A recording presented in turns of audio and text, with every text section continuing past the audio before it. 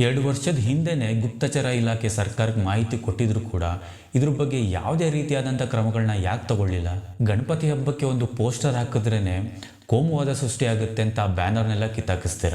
ಇವ್ರುಗಳು ಎಷ್ಟು ಮಿತಿ ಮೀರಿ ಮಾತಾಡಿದ್ರು ಅಂದರೆ, ನಾವು ಹೇಳಿದ್ದೇ ಸರಿ, ನಾವು ಹೇಳಿದ್ದೇ ಫೈನಲ್, ನಮ್ಮ ಮಾತನ್ನೇ ಜನಗಳು ನಂಬಬೇಕು ಅನ್ನೋ ಮಟ್ಟಕ್ಕೆ ಇವರ ಮಾತುಗಳು ತಾರಕಕ್ಕೇರಿತ್ತು. ಹಾಯ್, ಎಲ್ರಿಗೂ ನಮಸ್ಕಾರ. ನನ್ನ ಸ್ನೇಹಿತ ಒಬ್ಬ ಕೇಳ್ತಿದ್ದ, ಯಾಕೆ ಇತ್ತೀಚೆಗೆ ಧರ್ಮಸ್ಥಳದ ಬಗ್ಗೆನೇ ವಿಡಿಯೋ ಮಾಡ್ತಾ ಇದೆಯಾ ಅಂತ. ಯಾಕೆ ಅಂದರೆ, ಇಷ್ಟು ದಿನ ನಾವೆಲ್ಲರೂ ಈ ಸೌಜನ್ಯ ಪರ ಹೋರಾಟ ಮಾಡ್ತಾ ಇದ್ದಾರೆ ಅಂತ ಏನೇನು ಅಂದ್ಕೊಂಡಿದ್ವಲ್ಲ, ಅವರೆಲ್ಲರೂ ಸೌಜನ್ಯಕ್ಕೆ ನ್ಯಾಯ ಕೊಡ್ಸೋಕ್ಕೋಸ್ಕರ ಹೋರಾಟ ಮಾಡ್ತಾ ಇದ್ದಾರೆ ಅಂತ ನಾವೆಲ್ಲರೂ ಅಂದ್ಕೊಂಡಿದ್ವಿ. ಜನರು ಕೂಡ ಹಾಗೆ ಅಂದ್ಕೊಂಡಿದ್ರು. ತಪ್ಪು ಯಾರು ಮಾಡಿದ್ರೇನೋ ಅವರು ಶಿಕ್ಷೆ ಆಗಲೇಬೇಕು ಅಂತ ಜನ ಕೂಡ ಅಂದ್ಕೊಂಡಿದ್ರು. ಯಾವಾಗ ಇಲ್ಲಿ ಸೌಜನ್ಯ ಹೆಸರು ಬರೀ ನೆಪಕ್ಕಷ್ಟೇ ಮಾತ್ರ ಸೌಜನ್ಯ ಹೆಸರನ್ನ ಹೇಳ್ಕೊಂಡು ಧರ್ಮಸ್ಥಳದ ವಿರುದ್ಧ ದೊಡ್ಡ ಷಡ್ಯಂತ್ರನೇ ಮಾಡ್ತಿದ್ದಾರೆ ಅಂತ ಗೊತ್ತಾಯ್ತು, ಆವಾಗ ಧರ್ಮಸ್ಥಳದ ವಿಚಾರವಾಗಿ ಮಾತಾಡಲೇಬೇಕು ಅಂತ ಅನಿಸ್ತು.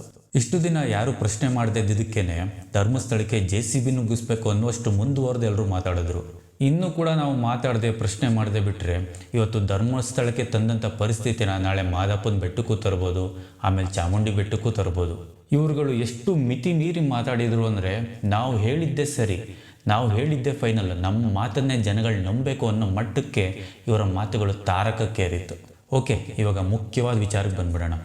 ಇವಾಗೇನು ಈ ಬೂಡಾ ಗ್ಯಾಂಗು ಧರ್ಮಸ್ಥಳದ ವಿರುದ್ಧ ಒಂದು ಷಡ್ಯಂತ್ರನ ಮಾಡಿ ಧರ್ಮಸ್ಥಳದ ಸುತ್ತಮುತ್ತ ಎಲ್ಲ ಗುಂಡಿಗಳನ್ನ ಆಗಿತ್ತಲ್ಲ, ಇದೆಲ್ಲ 2 ವರ್ಷದ ಹಿಂದೆನೇ ಪ್ಲ್ಯಾನ್ ಎಲ್ಲ ಸಿದ್ಧ ಆಗಿದೆ. ಈ ವಿಚಾರನ ನಾನು ಹೇಳ್ತಾ ಇಲ್ಲ, ಗುಪ್ತಚರ ಇಲಾಖೆನೇ 2 ವರ್ಷದ ಹಿಂದೆ 2023 ಆಗಸ್ಟಲ್ಲಿ ಸರ್ಕಾರಕ್ಕೆ ಈ ವಿಚಾರವಾಗಿ ಒಂದು ಪತ್ರ ಬರೆದಿದೆ.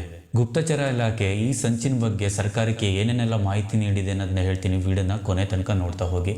ಹಾಗೆ ಇನ್ನೂ ಚಾನಲ್ಗೆ ಯಾರ್ಯಾರು ಸಬ್ಸ್ಕ್ರೈಬ್ ಮಾಡಿಲ್ವೋ ಎಲ್ಲರೂ ಸಬ್ಸ್ಕ್ರೈಬ್ ಮಾಡ್ಕೊಳ್ಳಿ. ಜೂನ್ 16, 2023 ಸೌಜನ್ಯ ಕೇಸ್ನ ಜಡ್ಜ್ಮೆಂಟ್ ಬರುತ್ತೆ.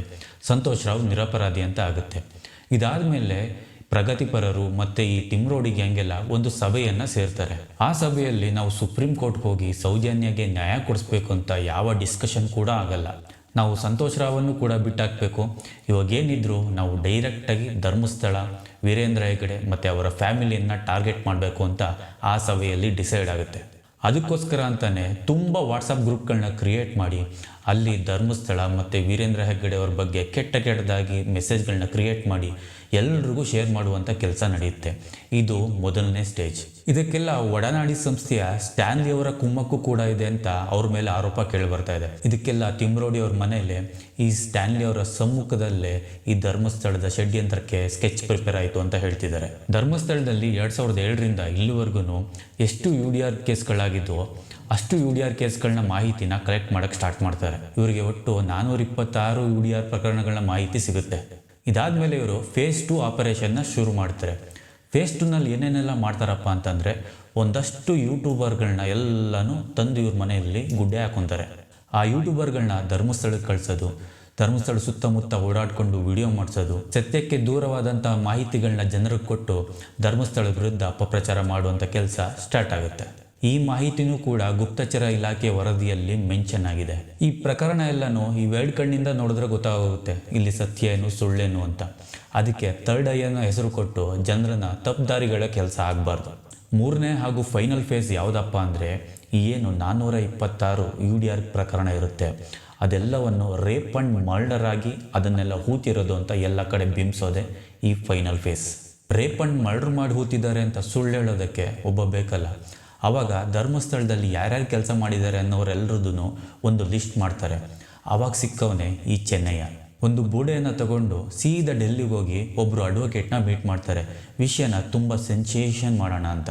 ನೀವು ಈ ಬೂಡೆ ತಂದಿರೋದೇ ಕಾನೂನಿಗೆ ವಿರುದ್ಧ, ನಿಮ್ಮ ಮೇಲೇ ಕೇಸ್ ಹಾಕ್ತೀನಿ ಅಂತ ಅಡ್ವೊಕೇಟ್ ಹೇಳಿದಾಗ ಎಲ್ಲರೂ ವಾಪಸ್ಸು ಇಲ್ಲಿಗೆ ಓಡ್ ಬರ್ತಾರೆ. ವಾಪಸ್ ಅವ್ರು ಇಲ್ಲಿಗೆ ಬಂದು ಮೀಟ್ ಆಗೋದೆ KV ಧನಂಜಯ್ ಅವ್ರನ್ನ. ಇಲ್ಲಿಗೆ ಬಂದು ಅವ್ರನ್ನ ಮೀಟಾಗಿ ಚಿನ್ನಯ್ಯನ ಕೈಲಿ ಹೇಳಿಕೆ ಕೊಡಿಸಿ ಕೇಸ್ನ ಫೈಲ್ ಮಾಡಿಸ್ತಾರೆ. ಹಾಗೆ ಧರ್ಮಸ್ಥಳವನ್ನು ರೇಪ್ ಆ್ಯಂಡ್ ಮರ್ಡರ್ ಹೆಸರಲ್ಲಿ ಎಲ್ಲ ಕಡೆ ಸೆನ್ಸೇಷನ್ ಆಗೋಗಿ ನೋಡ್ಕೋತಾರೆ. 2023ರಲ್ಲಿ ಗುಪ್ತಚರ ಇಲಾಖೆ ಸರ್ಕಾರಕ್ಕೆ ಏನು ವರದಿನ ಕೊಟ್ಟಿತ್ತೋ ಆ ಸೇಮ್ ಪ್ಲ್ಯಾನೇ ಇವಾಗ ಧರ್ಮಸ್ಥಳದ ವಿರುದ್ಧ ನಡೀತಿರೋದು. UDR ಕೇಸ್ಗಳನ್ನ ಬಳಸ್ಕೊಂಡು ಕಾಶ್ಮೀರಿ ಫೈಲ್ಸ್ ಥರ ಧರ್ಮಸ್ಥಳ ಫೈಲ್ಸ್ ಅನ್ನೋ ಹಾಗೆ ನೂರಾರು ಸಾವಿರಾರು ಹೆಣಗಳನ್ನ ಇಲ್ಲಿ ಅತ್ಯಾಚಾರ ಮಾಡಿ ಹೂತಾಕಿದ್ದಾರೆ ಅಂತ ಬಿಂಬಿಸೋಕೆ ಎಲ್ಲ ರೀತಿಯಾದಂಥ ಪ್ಲಾನ್ ಮಾಡಿರ್ತಾರೆ. 2 ವರ್ಷದ ಹಿಂದೆನೇ ಗುಪ್ತಚರ ಇಲಾಖೆ ಸರ್ಕಾರಕ್ಕೆ ಮಾಹಿತಿ ಕೊಟ್ಟಿದ್ರು ಕೂಡ ಇದ್ರ ಬಗ್ಗೆ ಯಾವುದೇ ರೀತಿಯಾದಂಥ ಕ್ರಮಗಳನ್ನ ಯಾಕೆ ತಗೊಳ್ಳಿಲ್ಲ? ವಿಷಯ ಏನು ಅಂತ ಮುಂಚೆನೇ ಗೊತ್ತಿದ್ರು ಕೂಡ ಈ ಬುಡೆ ತಂದವನ್ನ ಇನ್ವೆಸ್ಟಿಗೇಷನ್ ಮಾಡದೆ SIT ರಚನೆ ಮಾಡಿ ಎಲ್ಲ ಕಡೆ ಗುಂಡಿ ಆಗ್ದಿದ್ದು ಯಾಕೆ? ಗಣಪತಿ ಹಬ್ಬಕ್ಕೆ ಒಂದು ಪೋಸ್ಟರ್ ಹಾಕಿದ್ರೇನೆ ಕೋಮುವಾದ ಸೃಷ್ಟಿಯಾಗುತ್ತೆ ಅಂತ ಆ ಬ್ಯಾನರ್ನೆಲ್ಲ ಕಿತ್ತಾಕಿಸ್ತೀರ. ಇಷ್ಟು ದೊಡ್ಡ ಷಡ್ಯಂತ್ರ ನಡೀತಿದೆ ಅಂತ ಮುಂಚೆನೇ ಗೊತ್ತಿದ್ರು ಕೂಡ ಯಾಕೆ ಯಾವುದೇ ಥರದಂಥ ಆ್ಯಕ್ಷನ್ನ ತಗೊಳ್ಳಿಲ್ಲ? ಯಾಕೆ ಒಂದು ಧರ್ಮದ ವಿರುದ್ಧ ಆದರೆ ಮಾತ್ರ ನಾ ಕೋಮುವಾದ, ಹಿಂದೂ ಧರ್ಮದ ವಿರುದ್ಧ ಏನಾದರೂ ಕೂಡ ಅದು ಸರ್ಕಾರಕ್ಕೆ ಲೆಕ್ಕನೇ ಬರಲ್ವಾ? ಅಲ್ಲೇನಾದರೂ ಮೂಳೆಗಳು ಸಿಕ್ಕರೆ ಆ ಮೂಳೆ FSLಗೆ ಹೋಗಿ ಅದು ಯಾರ್ದಾದ್ರೂ DNA ಮ್ಯಾಚ್ ಮಾಡಿ ಮತ್ತೆ ಅದು ಬರಬೇಕಂದ್ರೆ ತುಂಬಾ ಟೈಮ್ ಹಿಡಿಯುತ್ತೆ. ಅಷ್ಟರೊಳಗೆ ಧರ್ಮಸ್ಥಳಕ್ಕೆ ಏನೇನೆಲ್ಲ ಡ್ಯಾಮೇಜ್ ಮಾಡಬೇಕೋ ಎಲ್ಲ ಡ್ಯಾಮೇಜನ್ನು ಮಾಡಿ ಧರ್ಮಸ್ಥಳನ ಸರ್ಕಾರದ ಕೆಳಗಡೆ ತರಬೇಕು ಅನ್ನೋದೇ ಇವರ ಮೂಲ ಉದ್ದೇಶ ಆಗಿರುತ್ತೆ. ಇಷ್ಟೊಂದು ದೊಡ್ಡ ಷಡ್ಯಂತ್ರ ಫ್ರೀಯಾಗಂತೂ ಆಗಿರಲ್ಲ. ಇಲ್ಲಿ ಯಾವ್ಯಾವ ಸಂಸ್ಥೆಗಳು ಕೆಲಸ ಮಾಡಿವೆ, ಅಲ್ಲಿಗೆ ಫಂಡ್ ಎಲ್ಲೆಲ್ಲಿಂದ ಬಂದಿದೆ, ಇದೆಲ್ಲವನ್ನು ED ಮತ್ತು NIಯಿಂದ ತನಿಖೆ ಆಗಬೇಕು ಅಂತ ಎಲ್ಲ ಕಡೆ ಕೇಳಿ ಬರ್ತಾ ಇದೆ. ಪ್ರಗತಿಪರರು ಅಂದರೆ ನಾನು ಏನೇನೋ ಅಂದ್ಕೊಂಡಿದ್ದೆ, ಜನರಿಗೆ ಸಹಾಯ ಮಾಡೋದು, ಬಡವರನ್ನು ಉದ್ಧಾರ ಮಾಡೋದು, ಬಡವರಿಗೋಸ್ಕರ ಹೋರಾಡೋದು ಅಂತ.